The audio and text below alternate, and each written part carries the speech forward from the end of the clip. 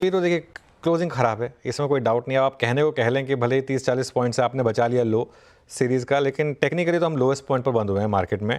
और इसका मतलब है कि क्लोज ख़राब है, लेकिन क्योंकि कल मुहूर्त है और मुहूर्त में एटलीस्ट स्टार्ट तो पॉजिटिव होती है, ऑस्पिशियस होती है। कल ऑफिशियल मुहूर्त है, मतलब असली वाला मुहूर्त तो शायद आज है, लेकिन कल ऑफिशियल मुहूर्त ट्रेनिंग है। तो वो अगर थोड़ा सा पॉजिटिविटी आ जाती है उसमें, लेकिन ट्रेड ख़राब है तो कैरी मत करिए कोई पोजीशन। लेकिन ख़राब महीने का ख़राब अंत, बेसिकली ये चीज़ है। और अक्टूबर का महीना एक ऐसा महीना कि जो बाज़ार भूलना ही चाहेगा और ख़राब मेमोरी की तरह भूलना चाहेगा मार्केट। और एक फिर वही सवाल कि आज के मूव के बाद और कल भी जो मूव आया उसके बाद क्या वाकई में अब ट्रेंड पूरी तरह से वापस पलट गया है, क्योंकि निफ्टी अब अक्टूबर लोस के तोड़ने के काफ़ी करीब है। आजकल 24,191, 24,135, 24,140 और 24,074, ये 3 लेवल हैं जिसकी हम लगातार बात कर ही रहे हैं। और ख़राब मूड मार्केट का, और बैंक निफ्टी फिर 100 डे मार्क के काफ़ी करीब, नीचे नहीं आया, उसके काफ़ी करीब आया। तो ये थोड़ा सा एक इंटरेस्टिंग मूव मार्केट में। देखते हैं खैर आखिरी का 1.5 घंटा कैसे रहता है, देखते हैं। अब अनुज, कंसिडरिंग कल मुहूर्त ट्रेड, तो कल वो बस टोकन ट्रेड होगा, आज प्रेशर रहा है, लेकिन अगला हफ्ता बेहद इंपॉर्टेंट हफ्ता है जहां पर वो यूएस इलेक्शन वाला पूरा प्ले आता हुआ दिखाई देगा।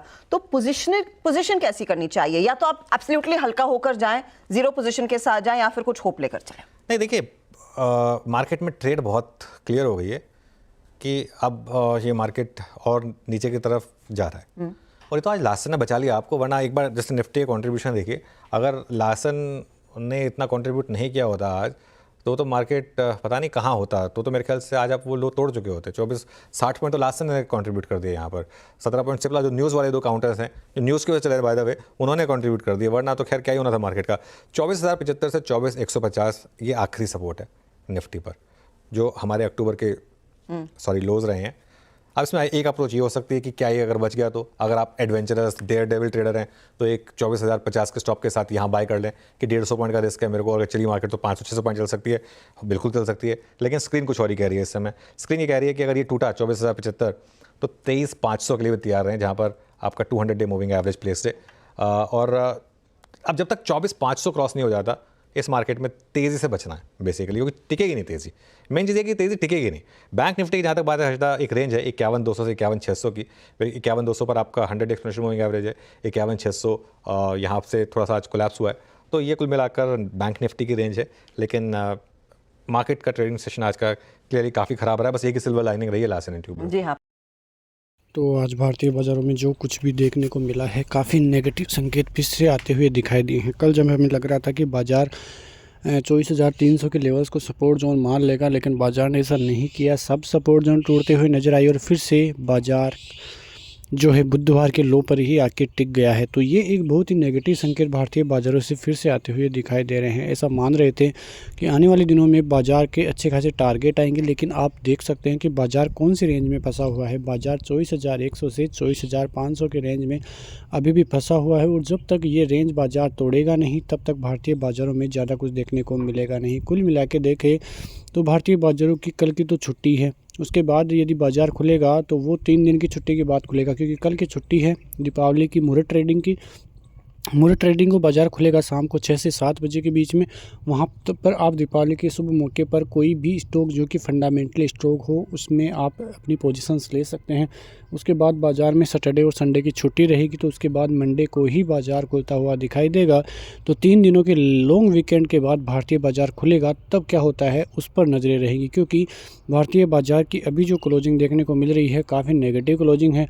और यदि सोमवार को भारतीय बाज़ारों में गिरावट शुरू हुई तो भारतीय बाज़ार 23,500 के लिए फिर से चालू हो जाएंगे, जिसकी हम पिछले कई दिनों से चर्चा भी कर रहे हैं। बीच में ये जो बाउंस बैक देखने को मिला है वो केवल ऑपरेटर्स का खेल है, और वहाँ पे बड़े लोगों को फंसाने की बहुत बुरी चाल यहाँ पे फिर से चलनी पड़ गई हो उनको, और जो रिटेलर्स है वो फिर से बहुत बुरी तरह से फंसते हुए भी दिखाई दिए हैं। आज की बात करें तो करीब 1192 शेयर तेज़ी वाले लग रहे थे और 693 शेयर मंदी वाले थे, लेकिन फिर भी भारतीय बाज़ारों का हाल आप देख सकते हैं। सबसे ज़्यादा जो गिरावट देखने को मिली वो निफ्टी आईटी में देखने को मिली। 3% तक की बहुत भारी भरकम गिरावट निफ्टी आईटी में देखने को मिली है, जो कि निफ्टी का एक मेन पिलर माना जाता है। वहीं पर इतनी बहुत बड़ी तरीके से गिरावट गिरावट होना भारतीय बाज़ारों को काफ़ी झटका देकर गई है और ये झटका आज भारतीय बाज़ार बिल्कुल भी सहन नहीं कर पा रहे हैं। और आपने इसी वजह से देखा कि आज भारतीय बाज़ारों में किस प्रकार की गिरावट भी आपको देखने को मिली है। टेक महिंद्रा करीब 4.5% से ज़्यादा गिरा, एचसीएल टेक भी 4% से ऊपर, एम्फासिस और परसिस्टेंट और एलटीटीएस सभी शेयरों में ज़बरदस्त गिरावट का मूड माहौल देगा।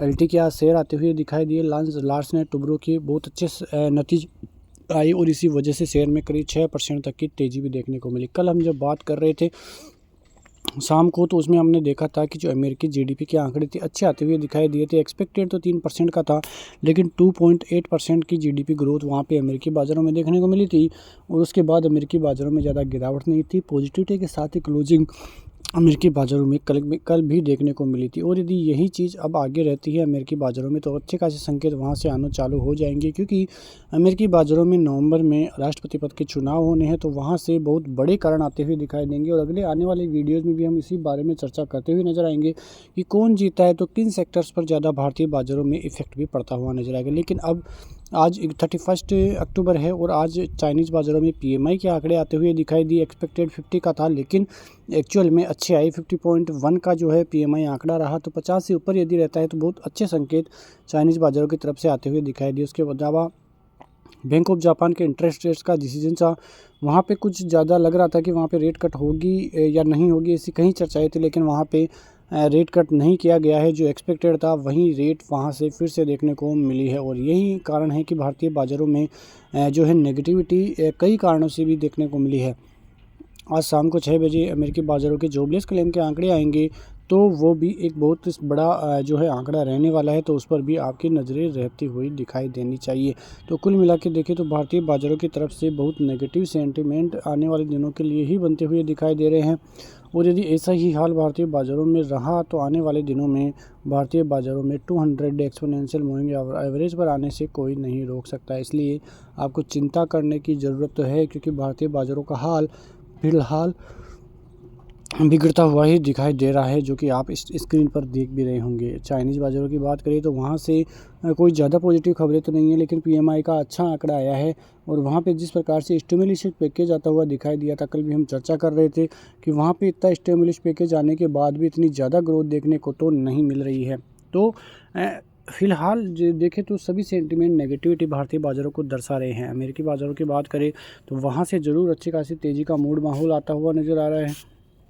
आने वाले दिनों में राष्ट्रपति पद के चुनाव और उसके बाद में जो देखें तो फेड की रेट कट भी नवंबर में ही होने वाले हैं, तो वहाँ पर भी आपको नज़र रखनी होगी। और भारतीय बाज़ारों में रेट कट का जो आरबीआई का डिसीजन है वो दिसंबर महीने में होगा, तो इस बार लग रहा है कि आरबीआई भारतीय बाज़ारों में भी रेट कट करती हुई दिखाई दे सकती है। तो ये दो बहुत बड़े संकेत हैं जो भारतीय बाज़ारों के लिए काफ़ी अहम रहने वाले हैं।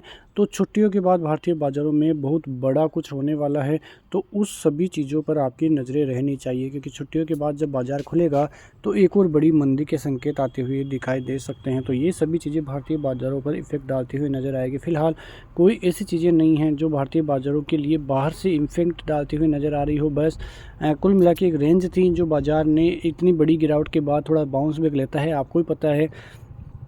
नेक्स्ट वीडियो में हम चार्ट्स पे भी चर्चा करते हुए दिखाई देंगे कि किस प्रकार से भारतीय बाज़ार जो है रिटेलर्स को बहुत बुरे तरीके से धोखा देते हुए दिखाई दिए हैं, तो वो सभी चीज़ें भारतीय बाज़ारों को किस प्रकार से इम्पेक्ट करेगी, इस पर नज़रें पूरी तरह से रहने वाली हैं। तो ये सभी चीज़ें भारतीय बाज़ारों को काफ़ी इम्पेक्ट और डैमेज करती हुई दिखाई देगी, तो इन सभी खबरों पर आपकी नज़र ज़रूर रहनी चाहिए। और फिर से बोलता हूँ, दीपावली की बहुत बहुत हार्दिक शुभकामनाएँ। तो मिलते हैं नेक्स्ट वीडियो में, तब तक के लिए नमस्कार। जय हिंद, जय भारत, वंदे मातरम।